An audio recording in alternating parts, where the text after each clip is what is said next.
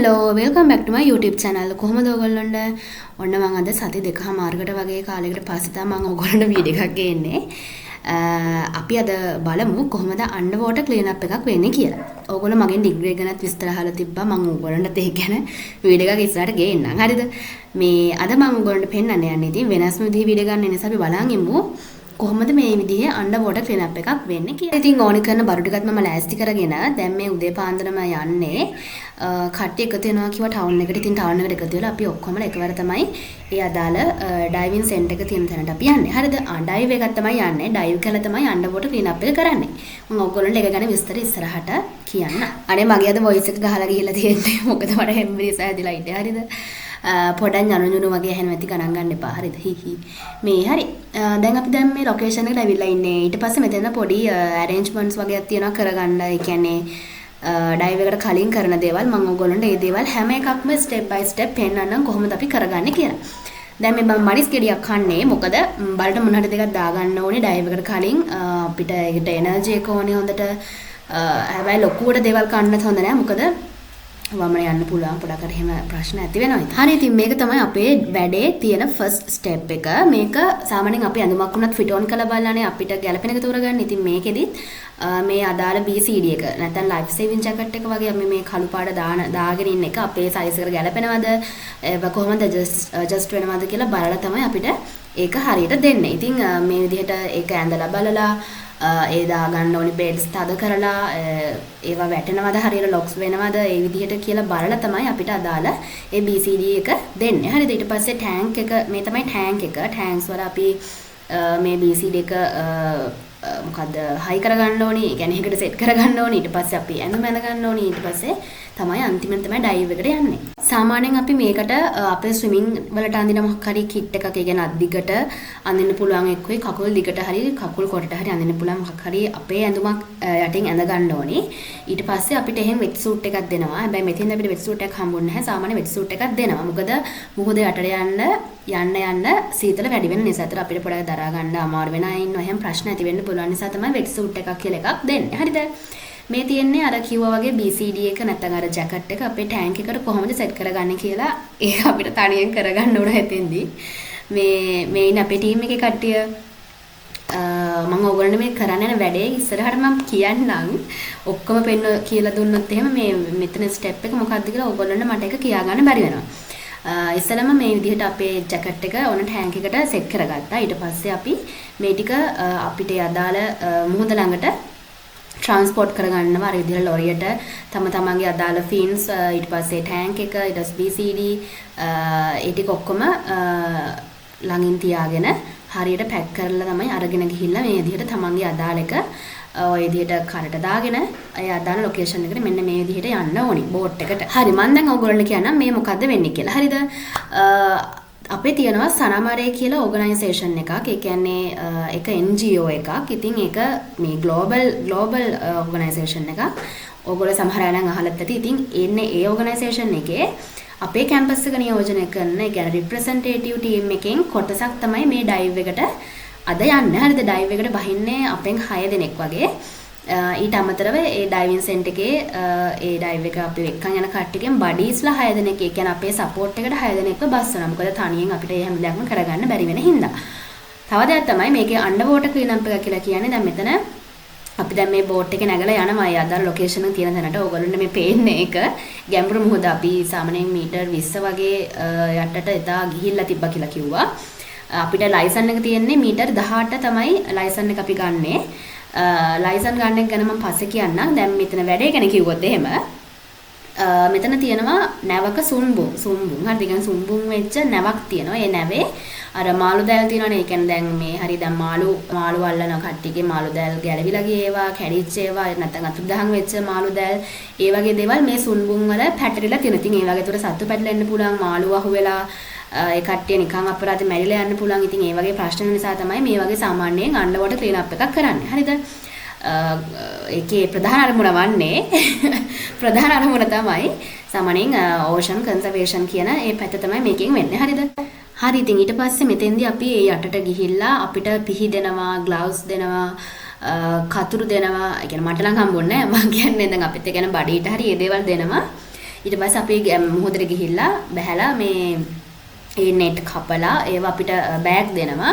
ඒවට පුරවගෙන ආපහු බෝට් එකේ දාගෙන ඒවා අදාළ රීසයික්ලින් වෙන තැන් වලට දෙන්න බාර දෙන්න තමයි තියෙන්නේ. හරිද?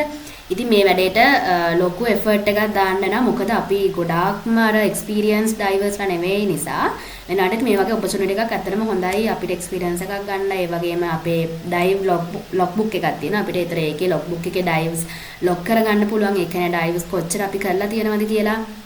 ඉතින් ඒ වගේ දේවල් වලට මේක හොඳයි. ඉතින් හොඳ chance එකක් මේක. මේ තියෙන්නේ අපි ග්ලව්ස් දාලා අදාළ මේ කට්ටිය ලෑස්ති වෙන හැටි තමයි මේ තියෙන්නේ. තව දෙයක් තමයි දැන් මේකේ සාමාන්‍යයෙන් සමහර අයට බෝට් එකේ යද්දී පොඩක් අර කැළතිලා එහෙම සීන් වල පොඩක් වමන යන ගතිය එනවා. හරිද? motion sickness කියලා කියන්නේ. ඉත නැත්නම් sea sickness කියලා කියනවා.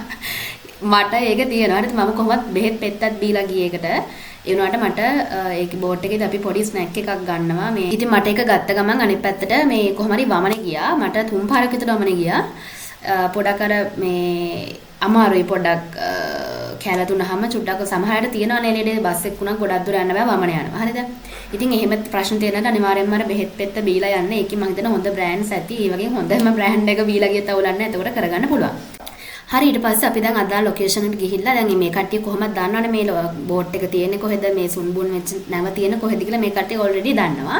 එතෙන් ගිහිල්ලා අපි ඒ නැව නැංගුරම් කියන මොකක් හරි ගලක හරි මොකක් හරි ලණුවක් දාලා ඒක බෝට් එක රඳවලා නවත්තලා ඊට පස්සේ තමයි අපි මේ කිට් එක ඇඳගෙන මේ විදිහට බෝට් එකේ ඉඳලා අපි ජම්ප් එකක් තියෙනවා. ඒ ජම්ප් එකෙන් පස්සේ තමයි ඊට පස්සේ යටට හිමීට යන්නේ. හරිද?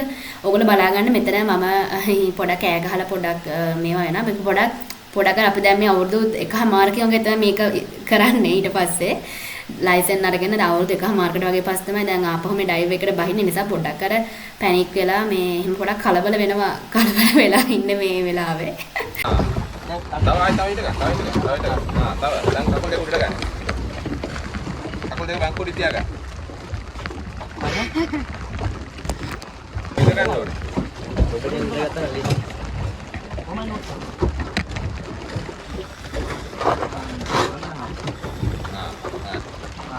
අල්ලන්න එපා මුකුත්. අල්ලන් ඉන්න එපා. එයා අල්ලන් ඉන්නේ. අතරින්. මේ බෑඩලා බෑඩ. බයුණාද?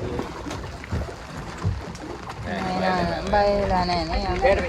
lot of us are on just one side of the boat. බෑඩ පියා. මේ සිරේ උලන් ගහලා දෙන්නේ. හරි ඉතින් ඔයගොල්ලෝ දැක්කනේ මං ගෙම්බ පොලේ ගැහුවා වගේ වැටුණ හැටි. මට කවදාවත් ඒ ජම්ප් එක ලස්සනට ගන්න බෑ. මොකද ඒ පොඩ ටැංක් එක බර වැඩිකම දරා ගන්න බැරි වද මන් දන්න කොහොම හරි අපේ ගෑල්ලම ගොඩක් අයට ජම්ප් එක ලස්සනට ගන්න බෑ. මම ඔයාලට පෙන්නන්න ජම්ප් එක කොහොමද ගන්න කියලා. මේ අර එක් පොඩක් ලස්සන කකුල් දෙක එහෙම දණස් දෙකෙන් මේ නිකන් නිදහසේ තියෙන විදිහට තමයි මේක වැටෙන්න ඕනේ. හරිද? පිරිමි ළමයි එක ගානට කරනවා බලන්න මේ මෙයා මොන හරියට කරනවා ඒක. ඔයගොල්ලෝ බලා ගන්න මම කරපු හැටි මේ පිරි ළමයි කරන හැටි වෙනස. හරි දැන් උඩ ඉඳන් බැලුවට නේ දැන් අපි යා මුහුද යටට මේ තියෙන්නේ ඒ සුම්බුන් කියන කොටස් තමයි මේ තියෙන නැවේ. ඒ ඔක්කොම කොටස් ටික ඇත්තටම මේ ගානට තියෙනවා තාමත් අවුරුදු 100ක් ඒ වගේ පරණ නැති සමහර විට. මේ තියෙන අපේ කට්ටිය යනවා මේ වීඩියෝස් වල නම් ඔය යට අන්ඩර්වෝටර් එකේ නම් මේ මාව නෑ. මං හිතන්නේ මම වෙන කොහෙට හරි ඇදිලා ගිහිල්ලා මේ ඇතුළට බැස්සම පොඩ පැනික් වෙලා දන්නේ නැද්ද මේ වෙන කොහෙට හරි තමයි යන්නේ. සමහර තැන් වල හිර වෙනවා ගිහිල්ලා රිවර්ස් එකට එන්න බෑ. මාර සීන් තියෙන්නේ. ඇතුළතදී හිනත් යනවා හිනා වෙන්නත් බෑ. ඇතුළට මෙහෙම බුබුලු දාගෙන හිනා වෙනවා අරක කටේ ගහගෙන. හරි ඔයගොල්ලෝ බලන්න එහෙනම් කොහොමද මේක අපි කරේ කියලා. ඊට පස්සේ මෙතන නම් පොඩක් අර එහෙම ලොකුවර ලස්සන බලන්න තරම් දෙයක් නෑ නම.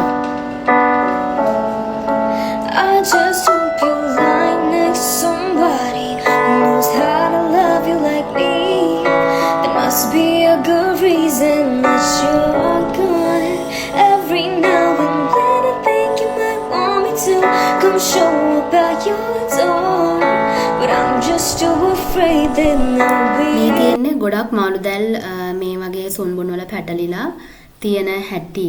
මේවා ඉතින් මේ විදිහට හැමීට අපි ගලවලා කපලා හරි ගලවලා හරි මේ විදිහට අරගෙන අපිට දීලා තියෙන බෑග්ස් වලට එකතු කරගන්න තමයි තියෙන්නේ. මේ අර ටැන්ක්ස් වල අපිට දෙනවනේ ටැන්ක් එකක් අපි පිටේල්ලන් යන අන්න ඒක තමයි ඔක්සිජන් තියෙන්නේ. නැත්තම් බලයි මොහොත යටදී කොහොමද හුස්ම ගන්න කියලා. හරිද? ඒ ටැන්ක් එකෙන් ඔක්සිජන් බට එනවා. ඒක තමයි කටට ගහගන්නේ. ඒකෙන් අපි හුස්ම ගන්නවා. දැන් ගොඩක් ක්ලිප්ස් වල ඕගොල්ලන්ට මේ නිකන් බූස් ගාලා සද්ද එනවා. ඉතින් ඒ අපි හුස්ම ගන්න ඇති. හරිද? හුස්ම ගන්නත් එෆර්ට් එක දෙන්න ඕනේ. ඉතින් මේ හරි මම දැන් ඔයගොල්ලන්ට කියන්නම් මේ ඩයිවින් එකට අදාළ බෑග්ග්‍රවුන්ඩ් එක කොහොමද හදාගන්න ඕනේ කියලා. ඩයිවින් කියලා කියන්නේ කිමිදෙන එක. හරිද? එතකොට මේ කිමිදෙන්න අපි අදාළ ලයිසන් එක ගන්න ඕනේ. මම අරගෙන තියෙන්නේ මීටර් 18 ගැඹුරට. හරිද? ඉතින් ඒකෙදි ලයිසන් එක ගන්න පුළුවන් ඩයිවින් සෙන්ටර්ස් තියෙනවා. අපි දැන් ඩ්‍රයිවිං ලයිසන්ස් ගන්නවා වගේම ලර්නර්ස් යනවා වගේ ඔයගොල්ලෝ ඒ වගේ එක ලර්නර්ස් තැන් තියෙනවානේ. ඉතින් ඒ වගේම මෙතනත් ඩයිවිං සෙන්ටර්ස් තියෙනවා. ඉතින් මාස්ටර් කෙනෙක් ඉන්නවා, කෝච් කෙනෙක්. ඒතර එයාගේ අනුදැනුම ඇතිව සති එකමාරක වගේ පුහුණු කාලයක් අපිට දෙනවා. ඊට පස්සේ තමයි අපි පොඩ මේකට හුරු වෙන්නේ. ඉතින් ස්කිල්ස් තියෙනවා අර ඩ්‍රයිවිං කරනවා වගේම මාර්ග සංඥා වගේම මේකෙත් අන්ඩර්වෝටර් එකේදී අපිට කොමියුනිකේට් කරන්න, ඒ කියන්නේ කොහොමද අපි වෙන කෙනෙක් එක්ක සම්බන්ධතාව පවත්වා ගන්න, මේ දේවල් හැම දෙයක්ම ස්කිල්ස් පෙන්නනවා, කියලා දෙනවා. මේ හැම දෙයක්ම කියලා දෙනවා ඔයගොල්ලන්ට. ලොකුවට බය වෙන්න දෙයක් නැහැ. ඉතින් අපි මුහුදට යටට ගියාට පස්සේ අපිට මොන හරි තව කෙනෙක්ට දෙයක් කියන්න, ඒ කියන්නේ සිග්නල් එකක් දෙන්න මට මොන හරි අමාරුකමක් තියනවාද නැත්නම් ක්‍රෑම්ප් එකක් ඇති වුණාද, මගේ ඔක්සිජන් ලෙවල් එක අඩු වෙගෙන යනවා, ඔක්සිජන් ටැංක් එක ඉවරුණා, ඒ දේවල් හැම දෙයක්ම සිග්නල්ස් වලින් කොහොමද කියන්නේ කරන්නේ කියලා හැමදේම කියලා දෙනවා. ඒ නිසා ලොකුවට බය වෙන්න දෙයක් නැහැ. නමුත් සාමාන්‍ය කියන මම උනත් වතුරට බහින්න බය කෙනෙක්. ලොකුවට පීනන්න ඕනේ වෙන්නේ නැහැ. නමුත් අර බොයන්ස් එක තියාගෙන පොඩක් බැලන්ස් එකේ ඉන්න චුට්ටක් පුළුවන් වුණොත් ඇති. හරි දැන් අපි අපේ වැඩ ඉවර කරලා මේ තියෙන බෝට් එකට ආපහු එන විදිය අපි වතුරෙදිම ටැංක් එක BCD එක තෙක්ක ටැංක් එක ෆින්ස් ඒ හැමදේම ගලවලා බෝට් එකට දීලා ඊට පස්සේ තමයි බෝට් එකට නගින්නේ. ඊට පස්සේ අපි දැන් බෝට් එකේ ඉඳලා ආපහු ඩයිවිං සෙන්ටර් එකට ආවා. ඊට පස්සේ මේ විදිහට අපි ඇඳගෙන හිටපු ඒ හැමදේම පිරිසුදු කරලා හොදන්න ඕනි. ඉතින් අපි දැන් වැඩේ ඉවරයි. එහෙනම් තාදස් වීඩියෝ එකකින් හම්බෙනකන් ඔයගොල්ලෝ හැමෝම පරිස්සමින් ඉන්න. මම හිතනවා ඔයගොල්ලොන්ට මේ වීඩියෝ එක වැදගත් වෙන්න ඇති කියලා මේ වගේ දේවල් බලාපොරොත්තු වෙමින් හිටපුවාට. එහෙනම් බයි බයි.